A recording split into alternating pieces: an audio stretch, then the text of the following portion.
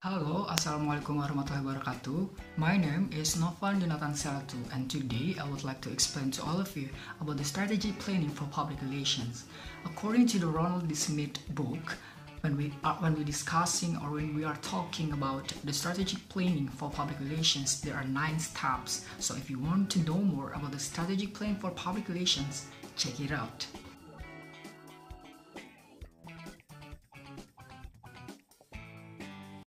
Step is analyzing the situations. We are as public relations, it's very important to analyze the situations first. Because of that, we can see the opportunities and of course the challenges from our organizations. Analyzing the situation is very important too because it can create a good reputation. The step number 2 is analyzing the organizations. Analyzing the organization is very important because we are as public relations should to know about everything in our organizations itself.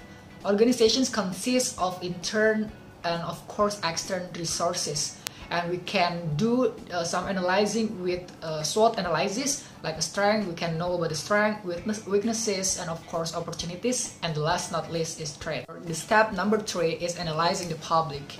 We are as public relations, when we create a strategic planning, we have to know about our public, both internal public and of course external public. Internal public consists our employees, family of employees, managements, and of course investor and others. And external of public, it consists our, the first one is about the consumers, government, and environment itself. Number 4 is establishing goals and objectives.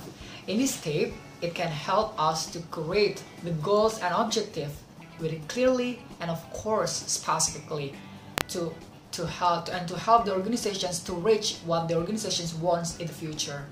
And step number 5 is formulating actions and response strategies. In this step, help us to create or to formulate actions that we would like to take in our organizations and how we can respond to the strategies itself. As a public relations, we really need to be a proactive and reactive person. So that's why we can implement the step number 5 really well. Step number 6 is developing the message strategy. In this step, we have to deal with the various decisions about the message, such as the person or entity will present the message to the key publics, and of course the content of message, its tone, symbol, and of course last but not least is verbal and non-verbal cues. In this step 2, we are as public relations really need to know about the communications process. We are as a sender who will deliver the messages to the receiver, have to make sure the message will be delivered effectively and efficiently to the receiver. And of course, last but not least in this step is talking about the persuasive communications. We are as public relations really need to have a skill that is persuasive communications, because we really need to attract, we really need to persuade other people, and they really need to understand about the message that we would like to deliver to them. The next step is step number 7. Step number 7 is selecting the communications tactics. In this step, we really have to deal with the various decisions about the communication options. In this step, I would like to tell to you there are 4 optional tactics that we can use as public relations. The first is about the face-to-face communications. The secondly is about the organizational media.